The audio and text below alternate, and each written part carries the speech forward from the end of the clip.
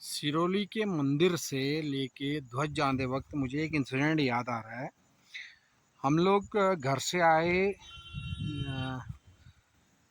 उप हम लोग काशिंदुरा आए, दादी के साथ आया मैं और गांव के बहुत सारे लोग आए।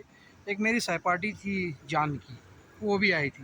नंबर एक की दुश्मन थी मेरी, हर चीज़ मेरे घर में बताने की थी। अच्छी मेरे साथ अच्छा रहना, लेकिन हर चीज़ की वो शिकायत कर देती थी घर में।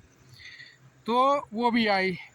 काशिंदुरा से जब हम मंडप में आए सिरोली के, तो वहाँ पे एक घंटी रखी हुई थी। तब मैं घर का पड़ता था, दादी के साथ छुट्टियों में आया हुआ था, तो ध्वज जा रहे थे हम लोग। तो बाजा लेंगे, गाड़ी लेंगे, मेले में कनालेशना मेले से लेंगे। तो ध्वज जाने से पहले हम मंडप में, मंडप से जब ऊपर को चढ़े, श्रोण के रास्ते, सिरोली के रास्ते जब हम ऊपर को चढ़े, तो मेरी जेब में घंटी बजने लगी।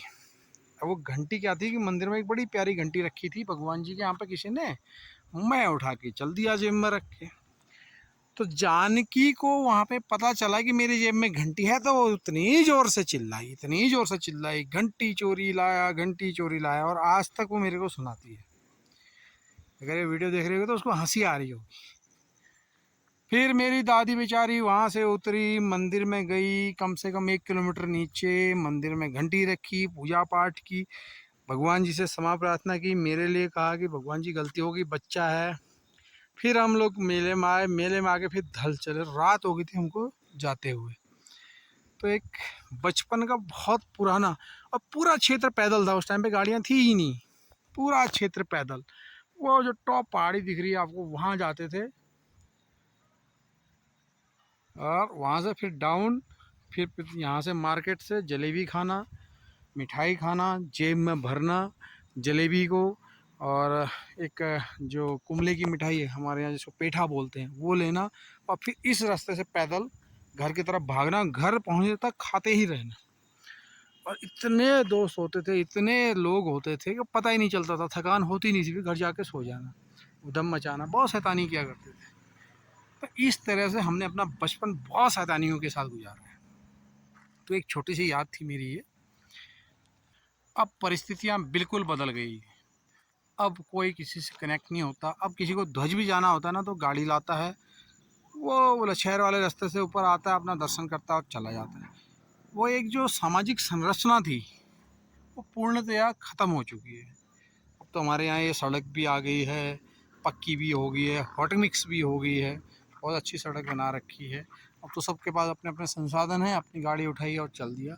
लेकिन जो उस समय के सिचुएशन हुआ करती थी, बड़ी अजीब व गरीब थी। अगर आज हम उस चीज़ को सोचते हैं, तो सामाजिक रूप से हम देखें तो बहुत परिवर्तित हो गया है। हाई स्कूल के एग्ज़ाम मैंने इसी इंटर कॉलेज में बहुत अच्छे से दिए थे, क्योंकि मेरे पिताजी ने सारे मास्टरों को बोल रखा था। लेकिन जब मैं 12th के एग्ज़ाम देने आया पहली बार, तो मुझे पास होना ही नहीं था, हमने 1 साल और कॉलेज पढ़ना था। तो हम लोग लास्ट पेपर की घंटी बजने के बाद जब ख़त्म हो जाता था, एंट्री बंद हो जाती थी, हम सोचते थे कि हम जाएंगे तो हमें एंट्री तो देंगे नहीं। लेकिन एक ही हो जाता था, बोला यार जल्दी बैठो, अब लिखो क्या, उसमें पढ़ा ही नहीं है। तो उस साल हाँ मेरा एंटर पास नहीं हुआ, हम लोग फेल हो गए, और बहुत खुश थे हम फेल हो गए।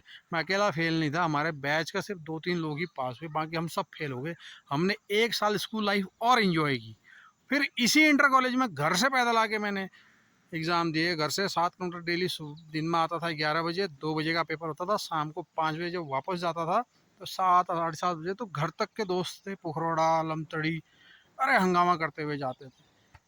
वो जो बचपन होता है स्टूडेंट लाइफ का, वो हमने पूरा एंजॉय किया है। फिर यहीं से पास भी हुए। तो 3 बार इसमें एग्ज़ाम दिया है मैंने। ये थी एक छोटी सी कहानी, कनाली छिना से जुड़ी हुई मेरे जीवन की। धन्यवाद।